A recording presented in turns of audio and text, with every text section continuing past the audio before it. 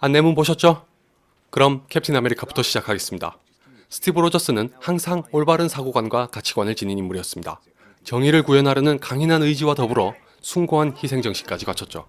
그렇기 때문에 전혀 어울리지 않는 약골임에도 불구하고 슈퍼솔저 프로젝트에 발탁됐습니다. 그를 합류시키기 전에 박사는 스티브에게 딱 한 가지를 물었습니다.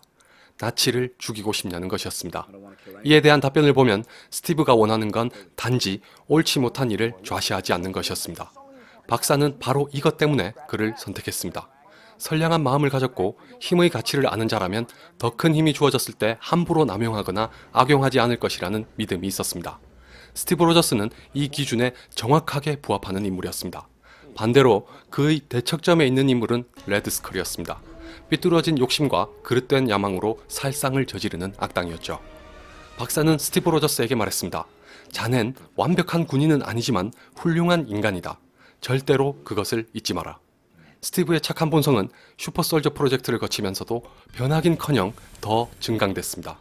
물리적으로 강해진 것만이 아니라 약자를 생각하고 정의의 편에 서려는 의지도 더 두터워졌습니다. 이것을 잠깐 확인할 수 있는 장면이 있습니다. 그는 박사를 살해하고 슈퍼솔저 세럼을 훔쳐서 달아난 악당을 쫓을 때도 소년을 구하는 것이 먼저였습니다. 그렇게 캡틴 아메리카로 재탄생한 이후에는 한동안 자신의 바람과는 달리 꼭두각시 노릇을 해야만 했습니다. 군대에서 그를 인정하지 않고 받아주려 하지 않았기 때문이었습니다. 그럼에도 불구하고 캡틴 아메리카는 자신의 임무에 최선을 다했습니다. 세상을 위하고 전쟁에서 승리하는 데 밑거름이 되는 것이었으니까요. 이것에서 탈피하여 그토록 바랐던 것처럼 전장에 나서게 된 계기는 바로 시빌워에서도 중심에 있던 버키와 다른 포로를 구출한 것이었습니다. 캡틴 아메리카는 승승장구하며 전쟁을 승리로 이끄는 1등 공신이 됐으나 레드스컬의 음모를 막는 과정에서 위기에 처했습니다. 수많은 사람이 죽게 될 상황에 놓이자 그는 누가 시키기도 전에 한치의 망설임 없이 자신을 희생시키기로 결심했습니다. 지극히 캡틴 아메리카다운 판단이 아닐 수 없습니다. 그로부터 약 70년이 흘러 깨어난 캡틴 아메리카는 혼란스러워했습니다. 비단 눈부시게 발전한 과학기술과 현란하게 바뀐 문화, 그리고 자신이 알던 사람들 중 99%가 살아있지 않다는 것 때문만은 아니었습니다. 그를 진짜 혼란스럽게 한 건 세상을 지배하고 있는 논리였습니다. 패기에게 예전에는 명령에 따라 움직이기만 하면 됐는데 지금은 그렇지 않다고 말하죠. 자신은 단지 옳은 일을 하고 싶을 뿐인데 이젠 무엇이 옳은지 가늠하기조차 어렵다고 했습니다. 이 말인즉슨 나치가 세상을 위협하던 2차 대전 때와 달리 현재는 무엇이 선이고 무엇이 악인지 명확하게 구분할 수 없는 시대라는 것을 의미합니다.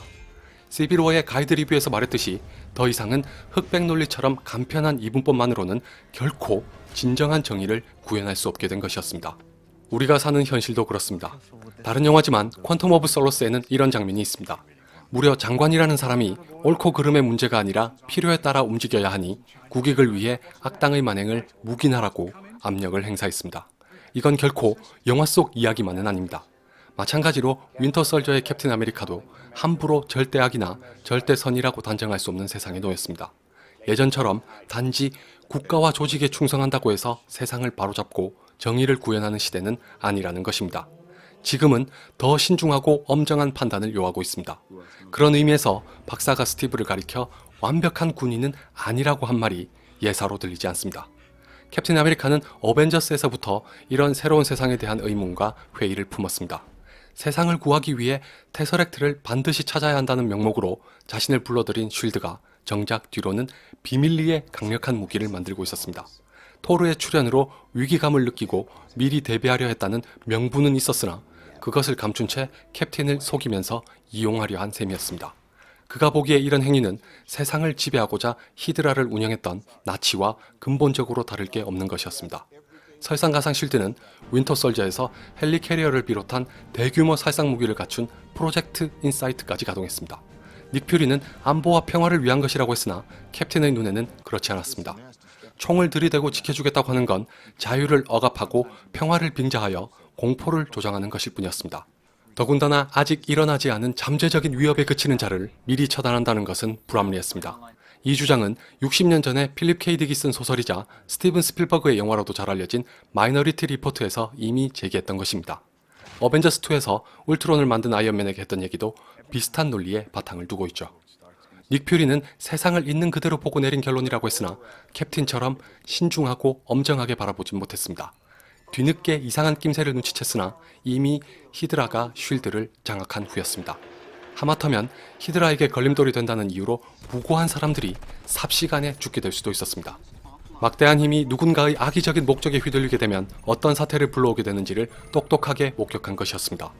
그 전까지 닉 퓨리는 한쪽 눈이 가려진 채로 있었고 캡틴의 판단이 옳았다는 것을 알게 되면서 이제야말로 세상을 있는 그대로 보게 됐습니다. 마지막에 안대를 버리고 선글라스를 끼는 건 그의 이런 변화를 나타내는 은유였습니다. 프로젝트 인사이트와 히드라에게 함락된 실드도 단순히 영화 속 이야기만은 결코 아닙니다. 간단하게 예를 들면 미국은 지금 우리의 우방이지만 만에 하나라도 특정한 목적 때문에 이해관계가 멀어지거나 등을 돌리게 된다면 어떨까요? 그때는 미국의 어마어마한 국방력이 든든한 지원군에서 치명적인 위협으로 돌변합니다. 핵무기도 마찬가지입니다. 어벤져스에서 핵무기는 수많은 사람의 희생을 당연시하는 도구로 작용했습니다. 닉 퓨리의 주장에 일침을 가한 캡틴의 발언도 현실에서 미국이 보유하고 있는 다량의 핵무기에 그대로 적용할 수 있습니다.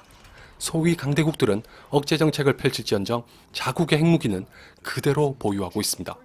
북한이 핵무기를 개발하면서 줄곧 지적하고 파고드는 모순도 바로 이것입니다. 이런 과정을 거치면서 캡틴은 자유와 평화를 억압하고 해치는 모든 것으로부터 세상을 지키는 것이 현재 필요한 정의라고 결론을 내렸습니다. 그래서 히드라는 물론이고 쉴드까지 해체해야 한다고 주장했습니다. 더 나아가 히드라와 쉴드가 무슨 일을 벌이고 있었는지 인터넷에 모조리 공개했습니다. 이것만큼은 반드시 바람직한 결과로 이어지진 않았다는 걸 시빌워에서 확인할 수 있었습니다. 지모가 그 정보를 이용해 분란을 일으켰죠. 현실에서 위키리크스와 에드워드 스노든을 두고 찬반 양론이 격하게 나뉠 수밖에 없는 이유와 고스란히 겹쳐집니다. 적지 않은 분들이 시빌워에서 캡틴과 아이언맨의 입장이 바뀐 거 아니냐고 의아해하시더군요. 여기까지 보셨다면 왜 캡틴이 소코비아 협정에 반대한 건지 이해가 되셨을 거라고 생각합니다. 슈퍼히어로들의 자유를 박탈하고 구속하는 것이기도 하지만 옳지 못한 것에 앞장서게 될 수도 있다는 것을 이미 겪었기 때문입니다. 시빌워에서 이것을 우려한 캡틴은 진짜 자신들을 필요로 하는 곳에 가지 못하게 될 수도 있다고 했으며 조직이 추구하는 목적은 언제든지 달라질 수 있다고 주장했습니다. 따라서 특정한 목적을 추구하는 집단의 논리에 휘둘려선 안 된다는 입장이었습니다. 이것을 통해 캡틴이 수호하려는 자유는 각 개인의 신체적 자유만이 아니라 사고와 판단의 자유도 포함한다는 걸 알 수 있습니다. 퍼스트 어벤져에서 캡틴은 희생을 감수하기로 한 건 순전히 자신의 선택이라고 말했습니다. 시빌워에서는 아이언맨이 자신의 수트가 오작동을 일으켰을 때 전원을 꺼서 해결했다고 하자 그 역시 스스로 선택한 것이라고 말한 것도 같은 의미로 받아들일 수 있습니다. 물론 어느 쪽이 옳은지 쉽게 판단할 수 있는 문제는 아닙니다. 그걸 여기서 논하려는 의도도 아니니 각자의 판단에 맡기겠습니다. 다만 캡틴 아메리카만을 기준으로 한다면 그의 손을 들어줄 수도 있습니다. 캡틴은 확고하고 올바른 신념을 바탕으로 거의 모든 면에서 최선의 판단을 합니다. 시빌워에서도 그랬습니다. 그가 우려했던 대로 소코비아 협정을 따르는 아이언맨은 맹목적으로 윈터 솔저와 캡틴 아메리카를 잡아들이라는 지시를 따랐습니다. 캡틴 아메리카조차 자신의 신념을 지킨다는 명분으로 더 많은 희생자를 낳을 수도 있었던 싸움을 벌이는데 주저하지 않았습니다. 많은 분들은 캡틴이 윈터 솔저가 자신의 친구라는 이유로 편을 들었다고 말씀하시는데 꼭 그렇지만은 않습니다. 윈터 솔저가 아니라 다른 누구였더라도 캡틴의 행동과 영화의 주제 중 하나는 변함이 없습니다. 만약 캡틴이 자신의 신념에 따라 행동하지 않았다면 윈터 솔저가 죽고 더 큰 진실은 묻히고 말았을 것입니다. 설사 윈터 솔저가 순수하게 자신의 의지로 살인을 저질렀더라도 적법한 절차를 거쳐야 할 권리가 있습니다. 이것이 과격한 감정을 배제하고 이성에 의존하는 방편 중 하나인 법치주의의 근간입니다. 지모를 잡은 블랙팬서가 바로 이걸 보여줬습니다. 제가 왜 이 영화의 주제에 방점을 찍는 캐릭터가 블랙팬서라고 한 건지 아시겠죠? 그런데 대테러 기구에서는 진상조사 따윈 건너뛰고 윈터솔저를 즉시 사살하라고 명령했습니다. 간신히 윈터솔저를 구한 캡틴이 변호사를 요구하자 코웃음만 쳤습니다. 반면에 캡틴은 그와 같은 무분별할 수도 있는 다수의 논리와 패러다임, 쉽게 말해서 세상을 움직이는 고정된 틀에 얽매이는 인물이 아니었습니다. 퍼스트 어벤져에 이걸 잘 보여주는 장면이 있었습니다. 17년 동안 단 한 명도 갖지 못한 깃발을 저 약골인 스티브가 손에 넣었습니다. 이건 단순히 잔머리가 아닙니다. 그가 틀에 얽매이지 않는 발상의 전환과 유연한 사고를 가지고 있다는 걸 나타내는 것입니다. 선과 악의 구분이 명확하지 않은 현대에 진정한 의미와 가치로서의 정의를 구현하기 위해서는 캡틴 아메리카처럼 신중한 사고와 엄정한 판단이 필요합니다. 집단의 이기적인 논리만을 믿고 따른다면 무고한 희생자가 생기거나 정작 중요한 진실이 묻힐 수도 있습니다. 이것을 보여주기 위한 장치로 소코비아 협정이 대두됐으니 결코 영화 속에서 무의미한 것은 아니었습니다. 그런 맥락에서 보면 캡틴은 한마디로 말해 지구상에서 가장 정의롭진 않더라도 누구보다 그럴 가능성이 높은 인물입니다. 아이언맨조차도 이것을 알고 있다는 걸 인정하는 듯한 말을 했습니다. 아이언맨은 소코비아 협정에 서명할 것을 놓고 캡틴에게 너의 잘생긴 얼굴을 한 대 때리고 싶다고 말했습니다. 원문으로는 잘생긴 얼굴이 아니라 퍼펙트 티스였습니다.